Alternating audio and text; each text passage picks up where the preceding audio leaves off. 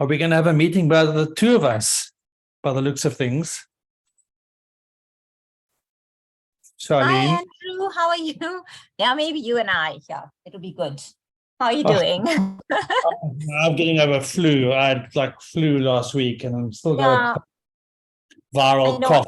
I think there's horrible things going around. I'm actually on leave, and I think I picked up a bug, like food poisoning, and I was so ill on Monday, and I'm still feeling out of it, not eating and not feeling even taking fluids. I'm just not myself. So I don't feel happy at the moment.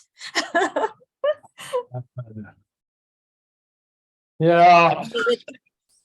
We got Karen here as well. So the three of us, we can have a meeting. Who's on? Karen, yeah.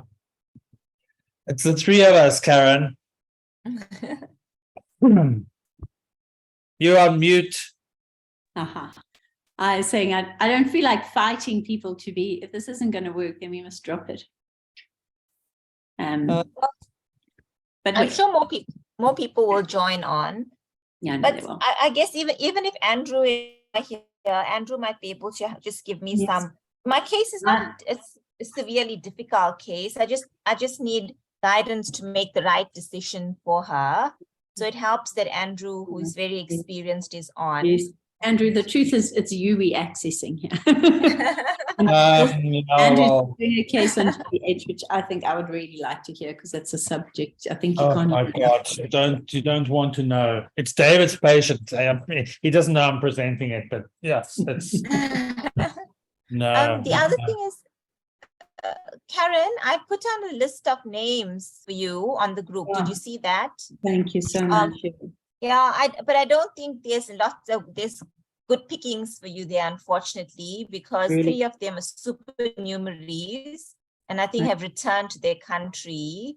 And then Garrick and Lindo both have jobs in state, because I actually messaged the college did not, because of the POPIA Act, did not want to release the names. So I actually asked the candidates for their details. And so they supplied it to me. And then Lindo told me that she's pregnant now and she's got a post at Barra and she's working there. And when the last time Garrick and I keep in touch, I don't know whether he said he as well, that he was about to start his job at Barra in June. Who's this? Which leaves, Garrick, yeah. Because he was supposed to do that. He was supposed to go to Steve Biko. Yeah. And then last and is Garrick a smart chap? Is he good? Yeah, he was very good in his exam.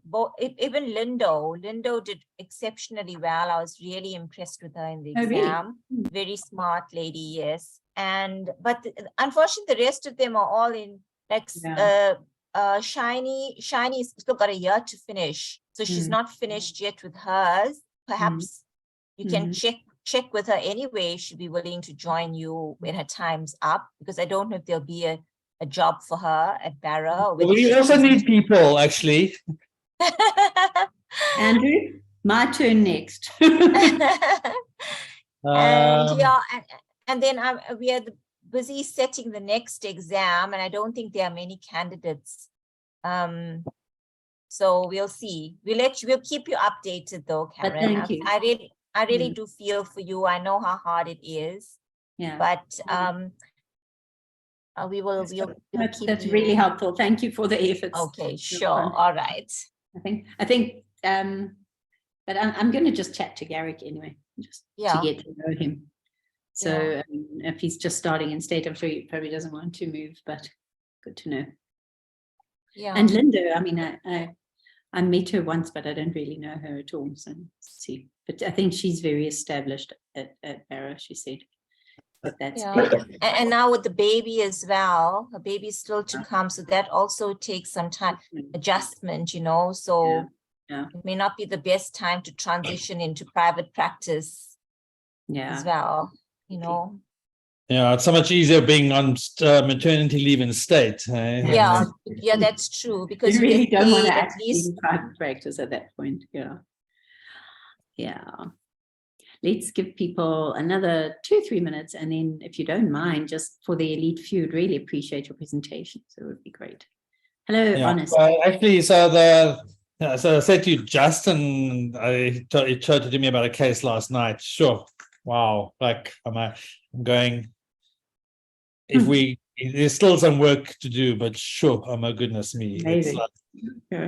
It's Sounded absolutely bizarre, hey? blowing mind that I mean, even I'm going, what? Anyway. Sounds very weird. It'd be very interesting if an answer comes to that. As to what's actually going on. Yeah. Okay. Okay, should we? Yeah, I think if it's 5 past, let's go. 5 past is the moment. It's only 4 minutes past. Should we count down? Yeah, let's go.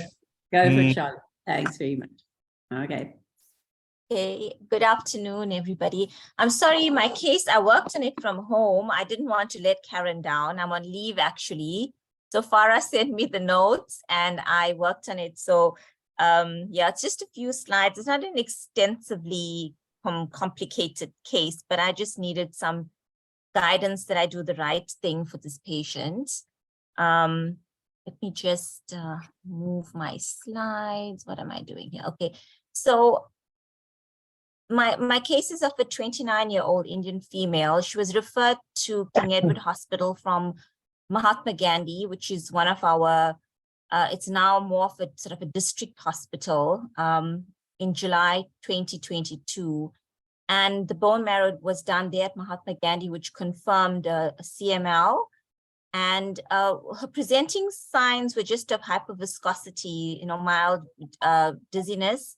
And her FBC showed a hemoglobin of 9.9, platelets of 550, white cell count of 155.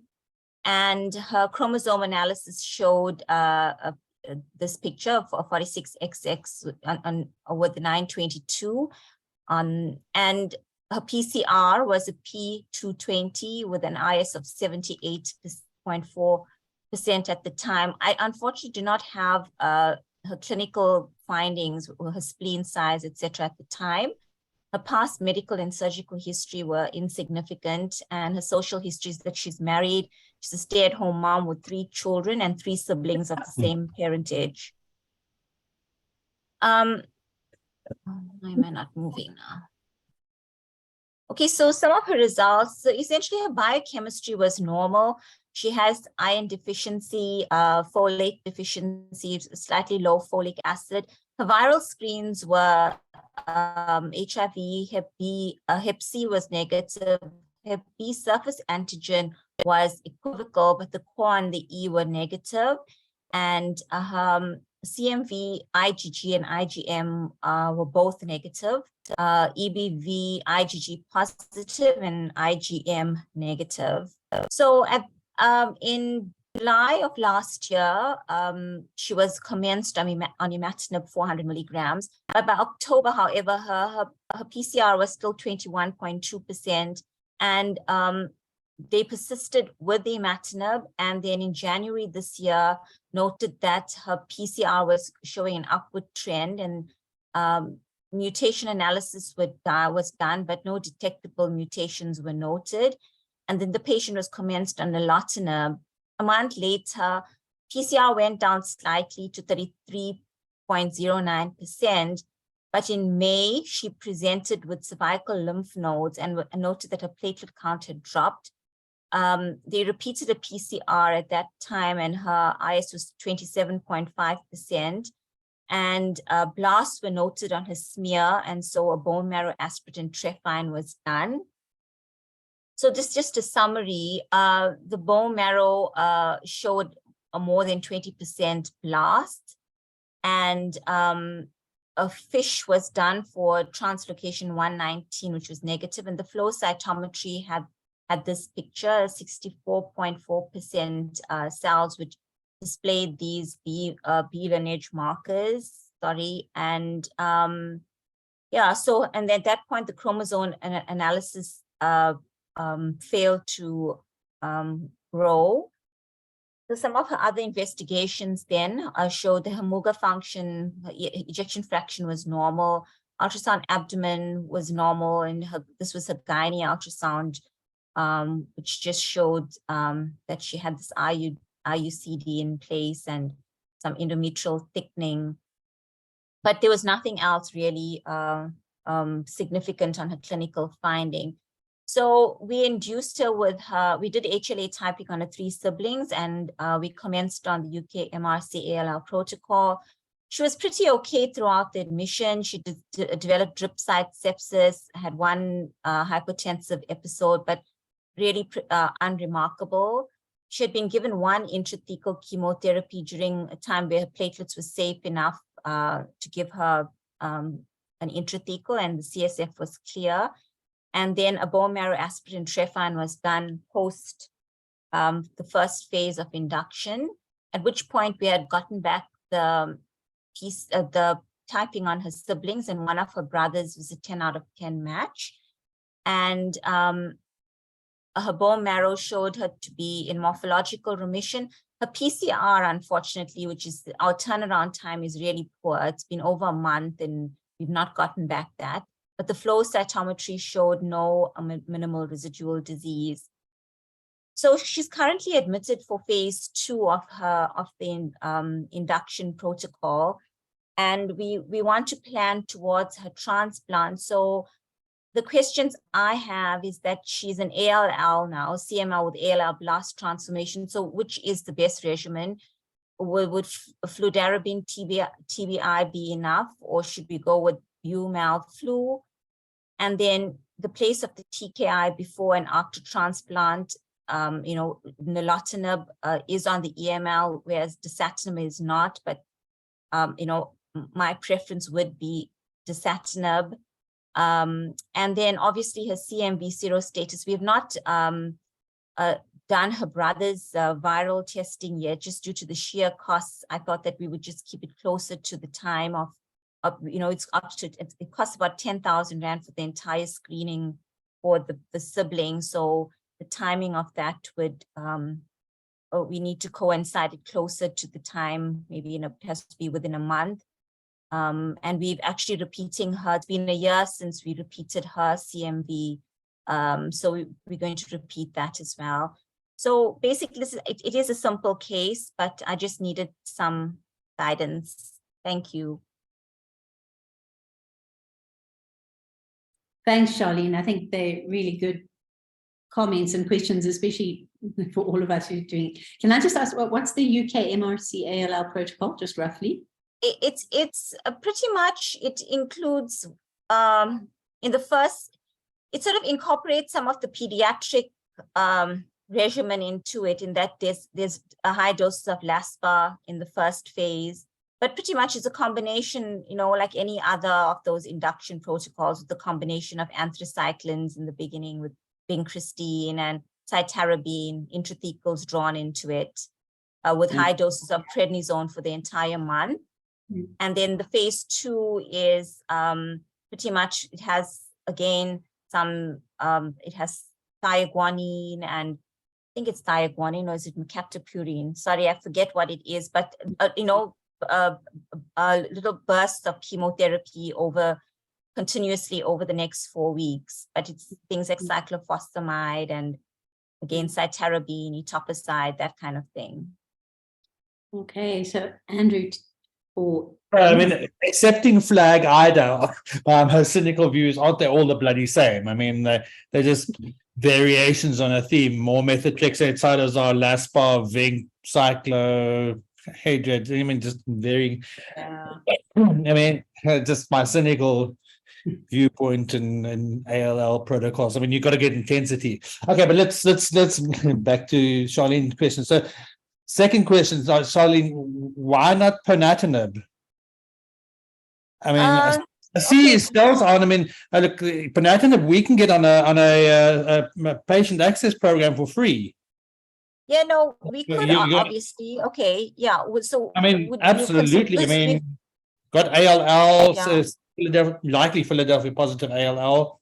If you can get free ponatinib, that's the drug. I mean, there's no question. In fact, we do have some in that we had for a patient that didn't pitch up. We motivated on that access program. Yeah. So, okay, I didn't actually think about it, honestly. Okay. Yeah, no, I mean this is the place. I mean, you know that in Philadelphia, I mean, they're actually more and more saying if you can tolerate it. I mean, ponatinib is the drug for blast or Philadelphia positive ALL. So, you know, I think because of the high incidence of the TK. Yeah, well, yeah, more 315, but it's also more potent. So, you know, if you've got an elderly patient, that's a whole different ballgame. But I mean, you've got a youngish. I mean, yes, I know Philadelphia guys is more common as you get older, but actually, if you can tolerate it, my feeling is ponatinib. So I know that MD Anderson says that's the drug to use, also because it's got better, crosses the blood-brain barrier better as well, isn't it? Yeah, so absolutely. So my mind, why? I mean, nilotinib is clearly it's failed here anyway. By the way, Karen, I mean, for those of you in private, I mean, you know, there's now a generic of dasatinib out. Yes. Yes. And you know that the price of Sprycel dropped to the same today. Yeah. So. So obviously it doesn't help state immediately, but I mean, obviously maybe someone will be wanting to tender dasatinib onto state soon, I hope. Now that Andrew, we actually made a submission from our hospital last year for it to be considered for coding, but we did not get feedback. But I'm hoping that now with this new price, perhaps somebody would actually consider it for us, because we put all the effort in the literature review and all the paperwork, because it's a drug I really wanted on our essential list at the hospital, but we were just struggling because of BMS having pulled out and trying to actually procure the drug. It was ridiculous, the price, and the PTC wouldn't actually it, So the company is who's it? It's Equity. Okay, but I saw Equity sent a letter now. So Equity's got the original. Who has the original? Person. Yeah. Okay. So we said to Cipla, thanks for dropping the price anyway. Shame. They did all the work. That's what happened. Okay. No, but I mean, we must give them something. Anyway, okay, so back to your first question. I mean, whatever you do, you need CNS prophylaxis. I mean, that's a mistake we also made once by giving. We for various reasons we went chemo, and then we didn't do CNS prophylaxis with radiation, and then we had a CNS relapse. So you unfortunately sometimes you learn on patients as you go. But my feeling was a young patient, I would do TBI flu. But busulfan crosses the blood-brain barrier. Yes, but not enough. I mean, you need if you're going to do bumel flu, then you must do TBI. You must do give some CNS radiation. Okay, that's really helpful. Thank you, Andrew. Yeah.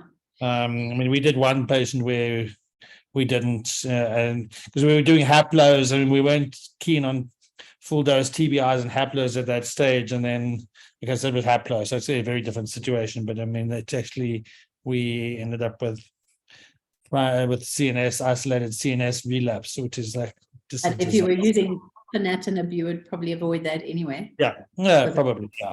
But young patient, I would go TBI flu. Or plus or minus the campath that Estelle is busy arranging for us. Yeah, I'm hoping we get some positive news on that one. And can I ask another question? So this patient is in complete remission, and you have a brother who is 10 out of 10 match. Why do any more? Shouldn't you just dive into the transplant now? It's all the planning, so it's just Karen. Yeah, we don't have the space in the ward yet for the transplant. It's just, and then getting the radiotherapy department has to if we and that choose motivating for the drug. So if we do fludarabine TBI, it's easier because we don't have to wait for the supply chain for the Busulvex and the Malphalan. We just have to get the radiotherapy department to do the planning for us, and fludarabine is available. We fortunately have like a vial of Campath still available, so that part would be, and then so it's just a matter of the logistics, Karen, more than anything. It's not Yeah, that easy. hush, we're all doing that illegally without Section 21 Yeah. authorization because we Yeah. all have left over. Yeah. Yeah. No. So basically, that is the only reason, Karen. It's just getting all our ducks in a row. Just takes time. No, that's very Yeah. realistic. Yeah. Can I throw in a case here? I've got a patient, she's at CML. Sorry, Karen, one more thing. I just want to ask about the CMV serostatus. Yes. And to just say she remains a CMV IG M negative, because I'm this is the first time I actually have a patient who's IgM negative. All our patients negative, IgG negative, I mean. She's IgG and IgM negative. Yeah, so IgG. So it won't pose too much of a problem if her brother is IgG positive, would it now? So that's kind of intermediate risk. So your highest risk is recipient positive, donor negative. Yeah. Then the kind of intermediate risks are donor positive, recipient negative, or donor positive, recipient positive, and then obviously lowest risk is recipient and donor negative. Okay. So but we at the moment we haven't changed our protocol. We just obviously doing monitoring and doing standard valacyclovir prophylaxis and doing preemptive therapy with ganciclovir or valganciclovir if they reactivate.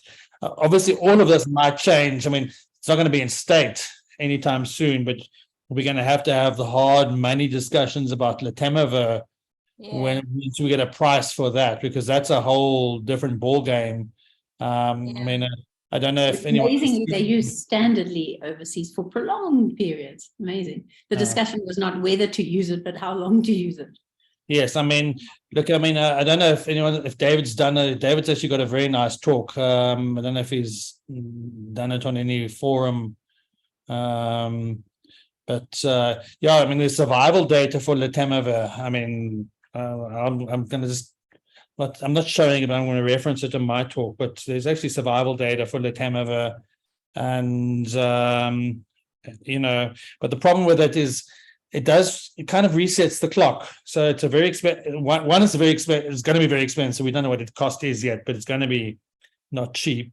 And two, you need to give valacyclovir anyway, because it works on a different site. It's not on the sort of ubiquitous herpes site. Yeah. I mean, I forget exactly where, but it's not.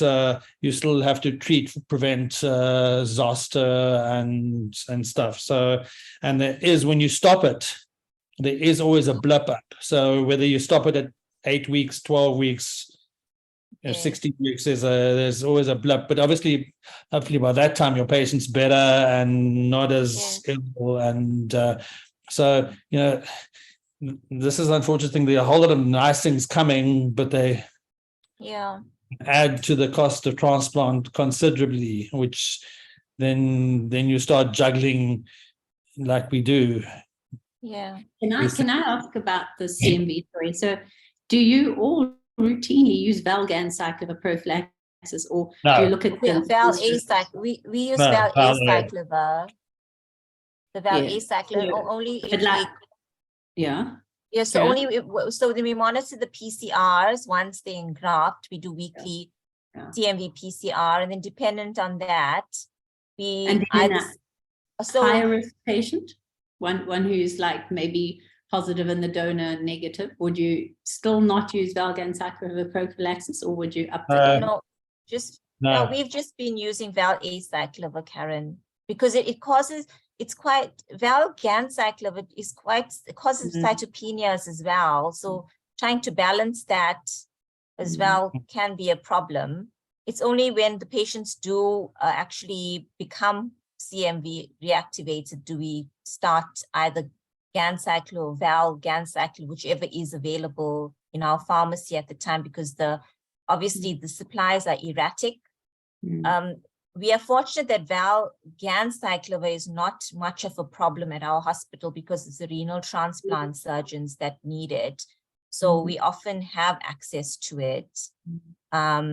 Yeah, but that's pretty much what we are doing. It's Acyclovir and prophylaxis, and monitor the patients until they the PCRs and then change if need be.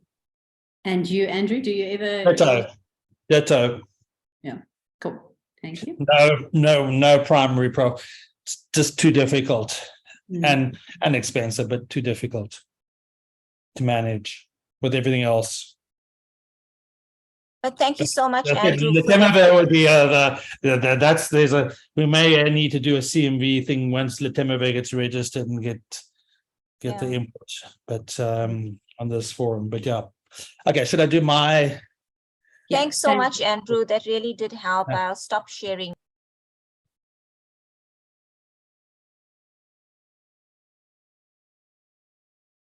I have a patient who's CML. She was resistant to imatinib, progressed on nilotinib, and major side effects from the TKIs, but it's a limited budget thing. And then she had a matched sister, so we transplanted her. She did well for a year. I even put her back onto the dasatinib prophylaxis, even though she had some side effects related to it, and she's been relapsed on that. It's like, yeah, no, it's we've had CML does all sorts of things. We have had interesting things as well. Okay, thanks, Andrew. So this is a case presentation, but I didn't actually have one that we needed to choose, although we have lots of issues, but I think it was really grabbed me to present. So this is actually more not a cry for help, but a cry in a scream in the wilderness, but I mean, it's helpful. Maybe people can also say quite happy to accept criticism. Except because I'm quite happy to go because it's actually David's patient who I'm presenting in his absence. So, let's go through it, and then we can also maybe along the way stop and have some discussion. So, she was 48. She came to us in late 2021. We had a previous PE after COVID in 2020, and she came with a sort of slightly lowish HB, actually normal white cell count, but platelets of 8. The bone marrow is quite hypercellular and very few megakaryocytes. So other sort of a megakaryocytic thrombocytopenia or a evolving aplasia. Normal NGS, we didn't get any metaphases out of her, and there was no PNH noted on flow. And we couldn't pick up any other abnormal lymphoid population to suggest sort of a secondary event that was causing the amegakaryocytic thrombocytopenia. So she had gamma cyclosporin in December 2021. So we still weren't doing Altromopag, well, sort of routinely getting Altromopag then. Which we are obviously now asking for, but not always getting, or getting delayed responses. So sometimes it's not sort of concurrent. But anyway, but she didn't respond to immunosuppression, remained heavily platelet transfusion dependent, and then progressive anemia, and then needing red cells. Actually, white cells remained relatively good, actually, all the way through. So we started looking for transplant options. So she had no siblings. She had adult children, but we burnt our fingers with haplo in aplastic. So we still do it, but sure, we not our first choice. So when we started working out for transplant and looking for MUDs, turns out she's got a novel B allele that's not been described before. So obviously not being described before means that the best she has is a 9 out of 10. So we know 10 out of 10 options. So So we added to the HLA database, but unfortunately through the patient. So she went on to have a transplant in July 2022 from a German male donor. Unfortunately, 47, so kind of really the best we could get. I mean, I know I see Charlotte's on, but you know, this, let's make the first point, is sometimes you really get suboptimal donors because of what funders dictate, which is a real pity because, you know, as you can see down the line, the disasters and the money that's now is ensued, you know, if you could get a younger donor with less risk of graft versus host, it would be great. But, you know, more often than not, I'm forced to pick a suboptimal donor because that's who you can get. Because NMDP donor, correct me, Charlotte, is nearing now the R1 million for to get cells in. Anyway, ABO matched both CMV seropositive, and actually we managed in this case to, because it's a non-malignant disease, and although obviously most of the data has been for more chronic graft versus host rather than acute graft versus host, we did plumb for the stem cells source rather than the peripheral blood apheresis. So she had flu-cy ADG. So we're giving low dose ATG, obviously, because we're giving Campath as well. And she had 12 milligrams ex vivo and a reasonable size graft. And she actually grafted neutrophils quite promptly. Platelets, because I think it's marrow, but a bit later. And we also sometimes have some issues because we discharge people and then they don't always do their blood counts on time. So our platelets always run significantly behind our neutrophils. So first 2 months were really uneventful, and then she had some diarrhea in week 9. We were starting to wean immunosuppression by then, but it resolved quite quickly. And then by week 12, so we usually in malignancies we usually try and start weaning at around about week 5, week 6. The tacrolimus having given Campath, but obviously, given non-malignant disease, we were a bit slower, so did it by week 12. And then 3 weeks later, she came into clinic with extensive skin rash, diarrhea, which, I mean, I will talk about the grading now, but I also really struggle with, but essentially probably a grade 2 overall. So before I thought we'd even talked about what we did then, obviously let's talk about, because I feel free to interrupt. I'm not, it's a small group, so I'm not gonna. Andrew, yes. Can I just ask you about your conditioning regimen? Because that confuses me a lot. So you had a 9 out of 10 MUD with permissive misfit. How did you choose to use that as a flu? All I was using our flu size, so flu 150 and SAR 120 milligrams per kilogram as a standard sort of a reduced intensity or aplastics or marrow failures. So you just used your standard protocol. Okay. Yeah, standard protocol. And why do you choose that one for them? Because of the flu? Because of the... Yeah, because you need more immunosuppression and less myelosuppression, because the myeloid already is suppressed. There's no myeloid. Yeah. I mean, slightly different for other marrow, marrow failures. And then, obviously, if you get Fanconi, that's a whole different ballgame. I'm sorry, I missed that talk from Brazil. I hope it's somewhere saved that I can just access it, because we've got a potential coming up. But anyway, be that as it may, yeah. So that protocol came from Kruder-Skier, and I think Stella, correct me wrong, with Kruder-Skier is still doing a flu-cy for transplant for aplastics as well. So I mean, obviously we're having some issues with Campath There's actually very little data because not many places in the world. I mean, it was brought here by Peter Jacobs, and then from obviously UK, some centers there, but there's not a lot of centers worldwide that do use Campath.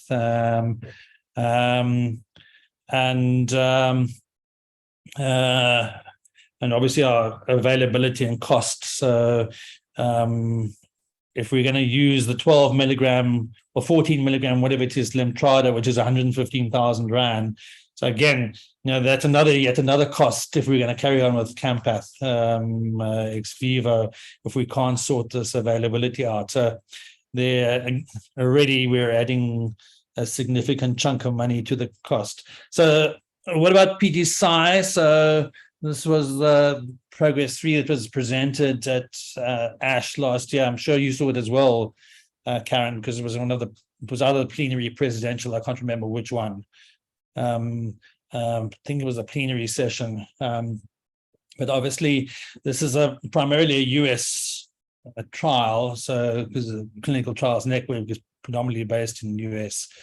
And they were comparing their standard of tacrolimus methotrexate prophylaxis, and this is in matched or mismatched donors. I'm not talking haplo here. We're talking this is standard transplant, and this is in sort of reduced intensity, so not full intensity donations, but they compared it to a post-transplant cyclophosphamide tacrolimus MMF, and you can see GRFS, so that's graft and relapse-free survival, significantly better with the PTSI group, and the acute GVHD and the chronic GVHD much better. Probably more impactful on the chronic, but certainly also significant in the acute group in preventing GVHD with PTSI. And infections were a bit more with PTSI, which is my big concern with PTSI, that you're essentially resetting the clock. So the time to engraftment is longer. They actually give in the talk or the abstract the time to engraftment for the two groups. They did say the number of patients reaching full engraftment by day 100 was lower in the PTSI group. By small percentages, but it would be very interesting to see the kinetics of transplant, of engraftment. Sorry. Just wanted to ask, is this matched related and matched unrelated, or so this is matched? Yeah, so this is related. This is match related or mismatch related and unrelated. Yeah. So okay. Yeah, so this is not haplo. This is matched or more obviously mismatched. But they were looking primarily in a reduced intensity group, not full intensity. So there's still a question mark about full intensity. And obviously, so obviously more infections in the PTC group, but lymphocyte recovery was also a little bit delayed. So that's obviously why you're getting less graft versus host disease. So I think the question is slight in terms of myeloablative, and then obviously the US doesn't really use ATG. So what's the impact of ATG? We don't know, and obviously have no really comparison to Campath. So what we've been also kind of floating around is, we've obviously now got a prodigy because we're going to start doing CAR Ts hopefully soon. But this has been primarily in the haplo group where you do lymphocyte depletion. So preserving your gamma delta T cells, which will hopefully control viral infections and maintain early immunity and deplete B cells and your alpha beta cells. But it's obviously going to come at a cost. So which we're kind of investigating and seeing if there's any data in the matched or mismatched group as opposed to haplo, because that certainly becomes if you're going to have to pay 115,000 Rand for Campath, if it's about the same for this, maybe this needs a trial to see where we're going in terms of matched donors. So certainly might be, so obviously PTSI is there, but again, when you've got multi-drug resistant Klebsiellas floating around and delaying your engraftment time, it really concerns me. CD34 selection was obviously the other alternative, but that's very immunosuppressive. And in fact, the Progress 2 trial came up negative for improvement because of really the severe immunity. Obviously, that was the whole Perugia CD34 hyper stem cell collection, CD34 selection as well, for haplo approach.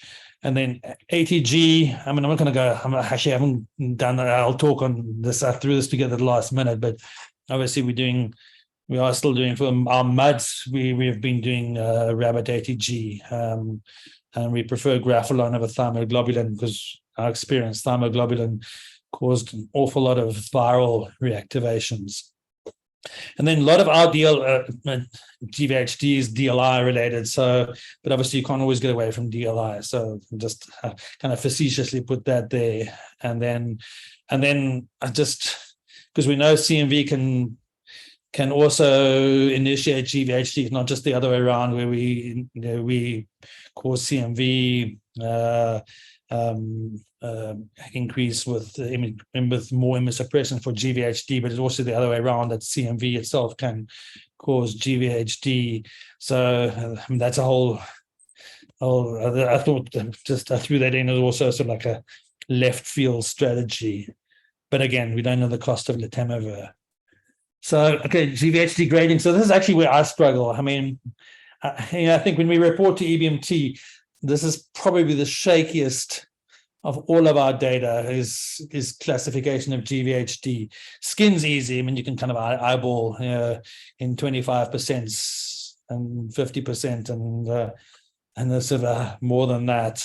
But I mean, measuring stool volume is, sure, it's not easy. I mean, unless you've got someone in ICU, I mean, and which we've had occasionally, where you've got a rectal tube in and you're measuring output, but still it's a very shaky parameter. And then with the Campath, most of our livers are not increases in bilirubin, they are predominantly canalicular enzymes. So I think I really, really, really struggle to adequately grade acute.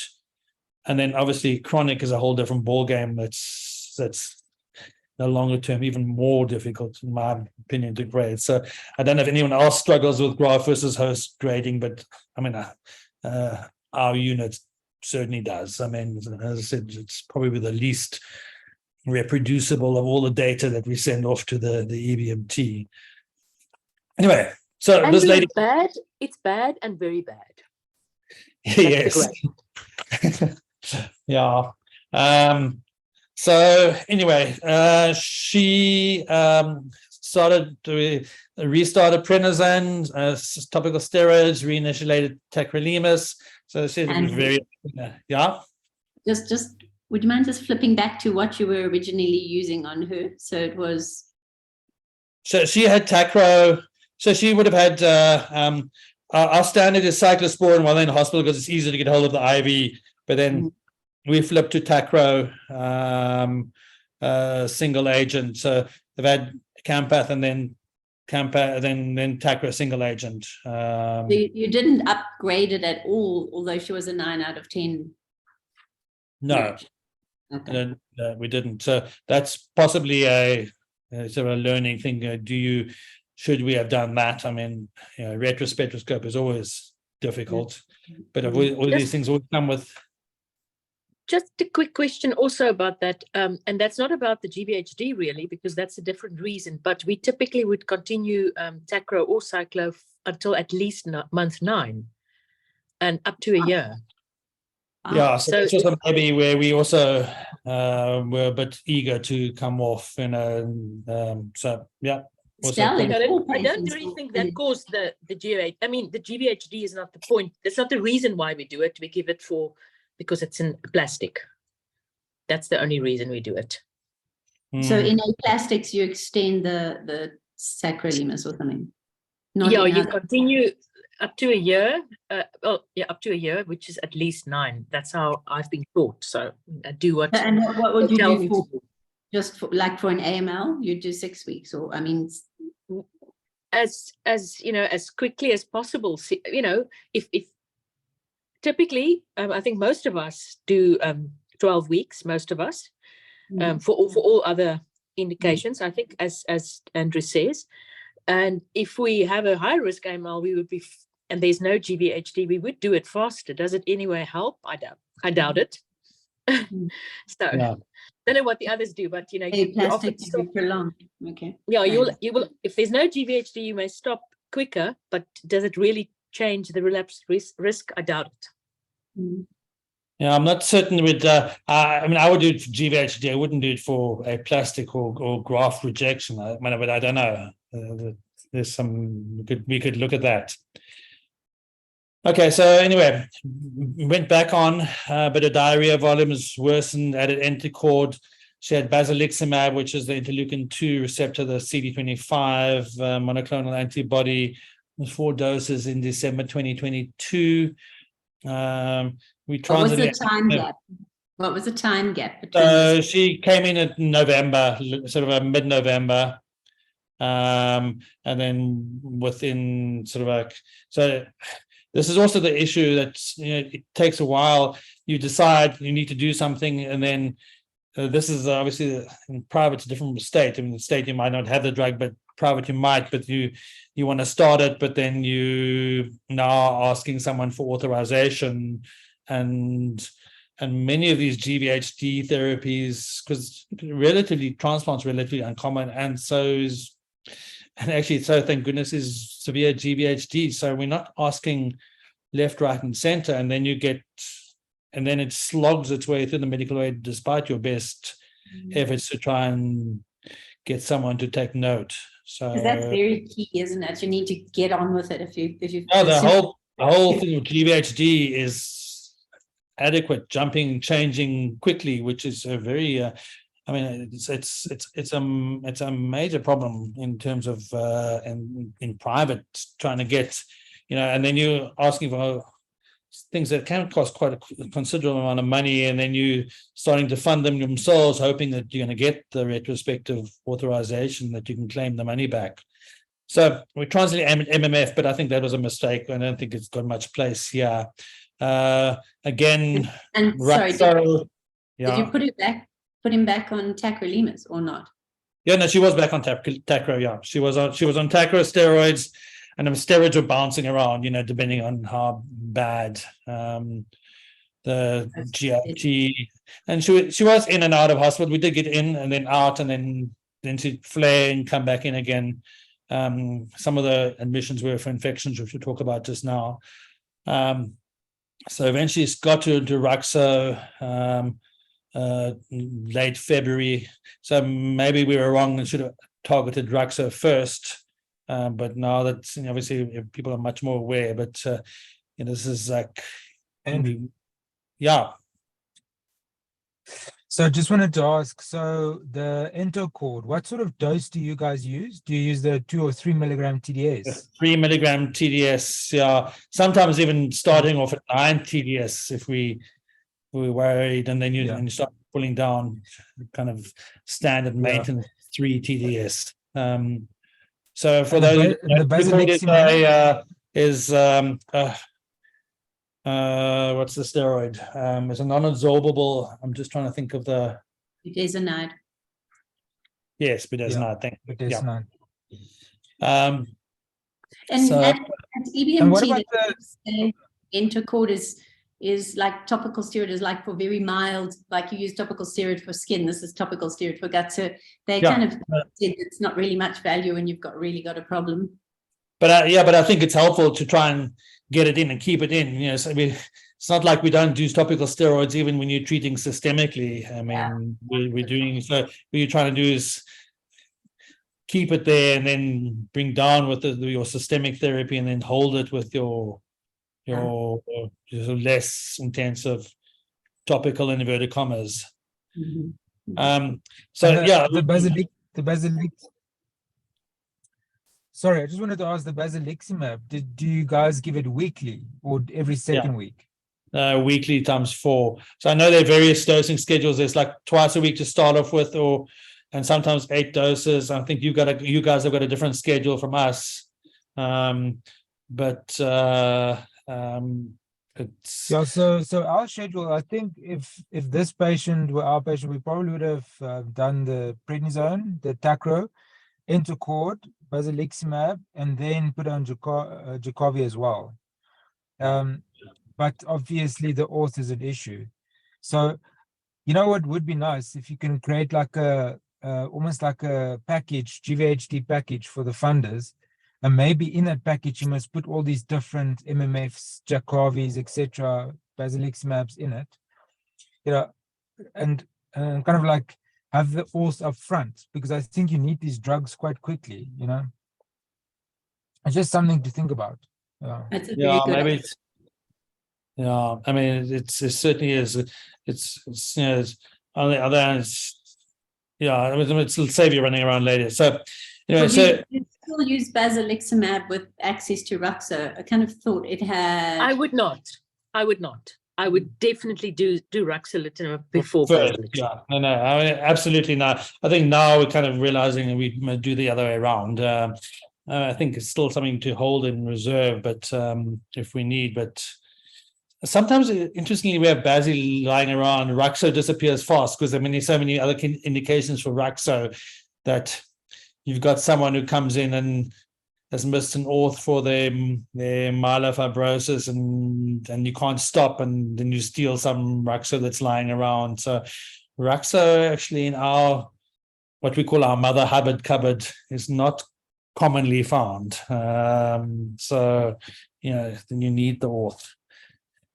Anyway, we started ECP, and she was really bouncing around. I mean, she would get better, then recur when we tried to wean steroids.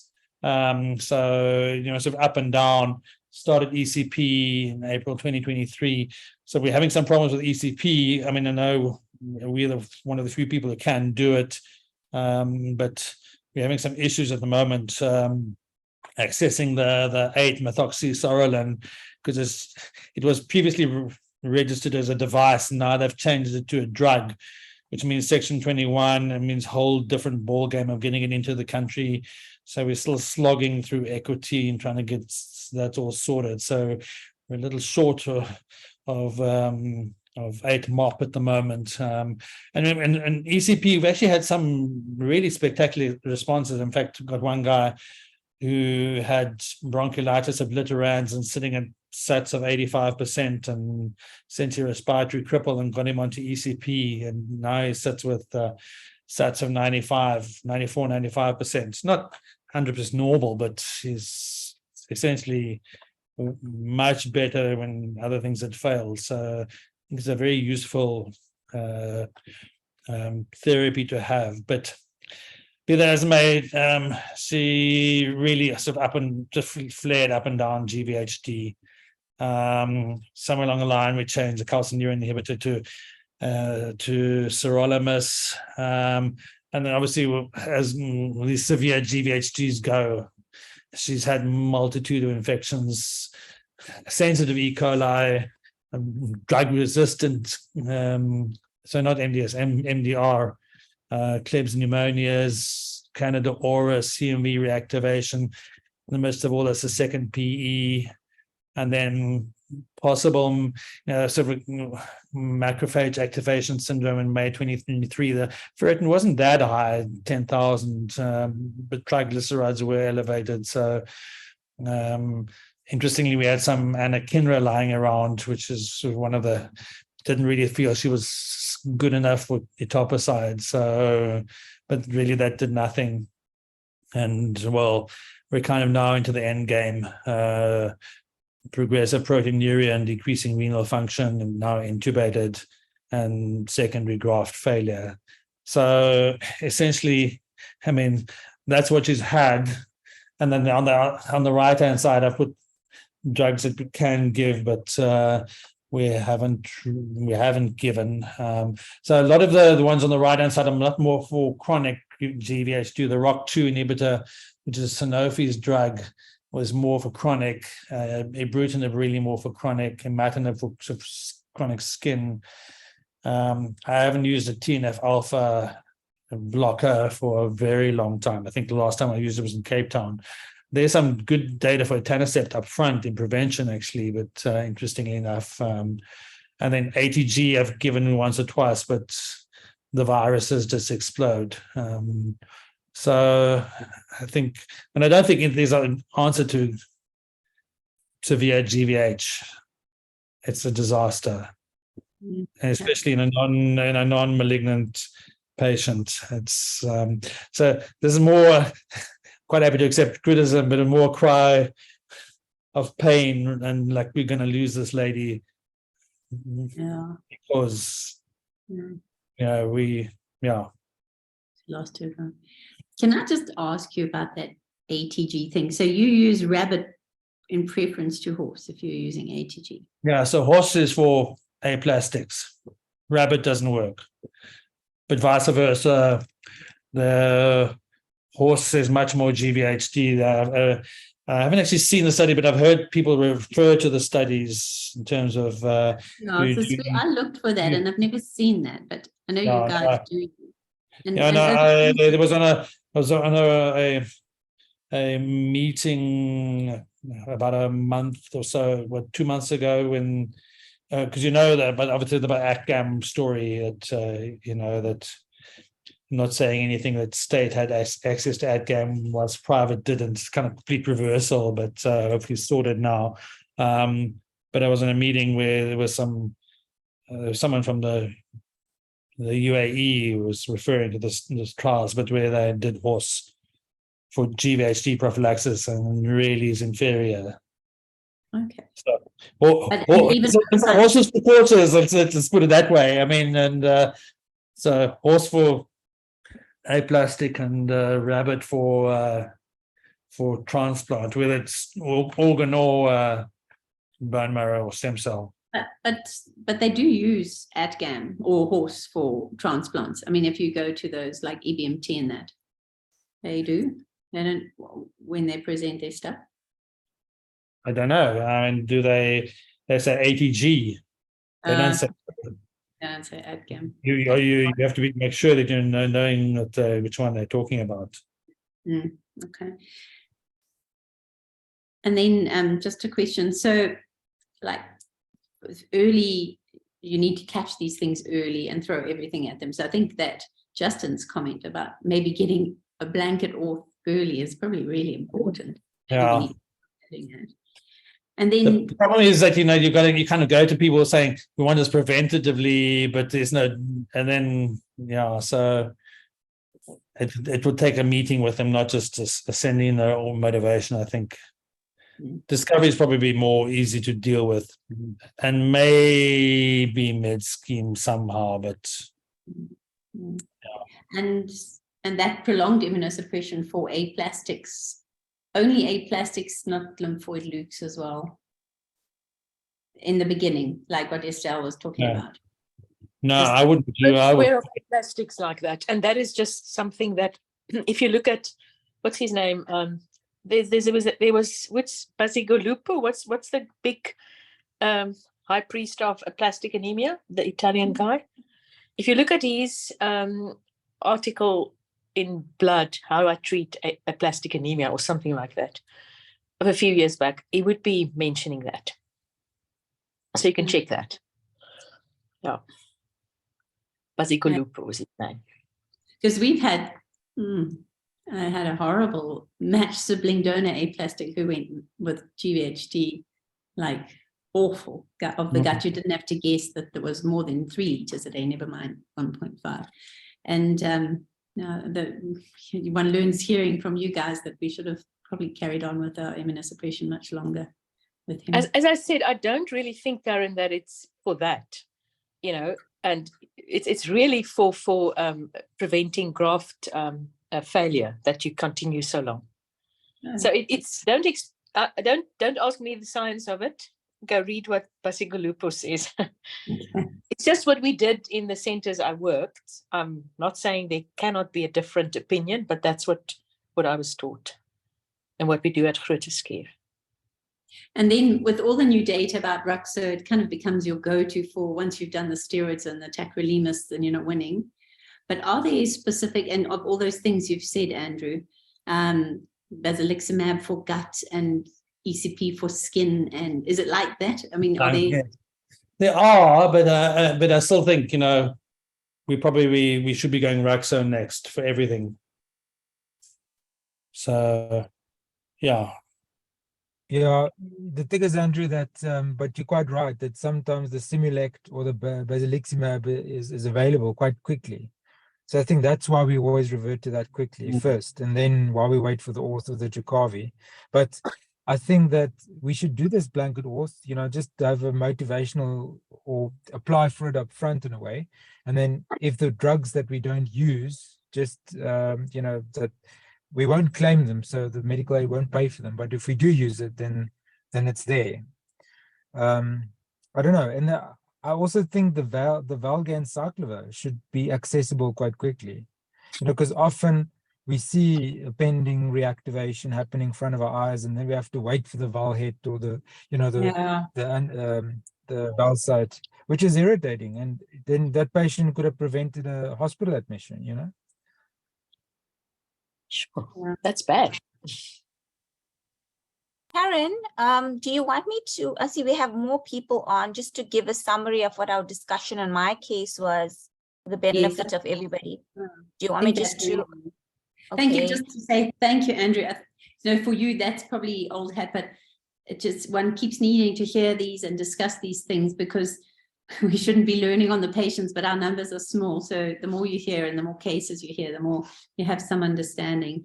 And I think really the point is that you need to get on with whatever you're doing and do it quickly, and try and keep the course as smooth as possible before you start, because any little thing that activates things is a problem, isn't it? That starts the whole process rolling.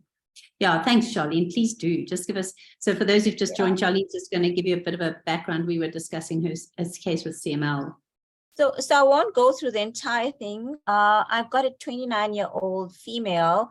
She's a CML now with ALL blast transformation. So she was referred, so just a little bit, she's HIV, obviously HIV negative. She's CMV, IgG, and IgM negative. And this was her trend when she was diagnosed in July last year. She was started imatinib at King Edward Hospital, and she didn't show a really good response to the imatinib and was changed onto nilotinib, but then in May this year noted to have a blast transformation to ALL. So we did our standard ALR induction that we use in our unit, and found that she had a matched sibling, a 10 out of 10 match. And the question I just had was, which Andrew helped me with, was whether we should do a fludarabine TBI conditioning versus Bumal flu, and which TKI to use. And then we just discussed a little bit about the CMV serostatus. I don't know the sibling CMV statuses yet. So what Andrew suggested to us is that we go with the fludarabine TBI and perhaps use ponatinib. So that's where we were on that discussion. And then obviously manage the CMV like we normally do. Obviously, I still need to know what my donor's CMV status is. So that's what was my case. Wasn't very difficult, but Andrew had given me some really good advice. So I was grateful for that. Thank you.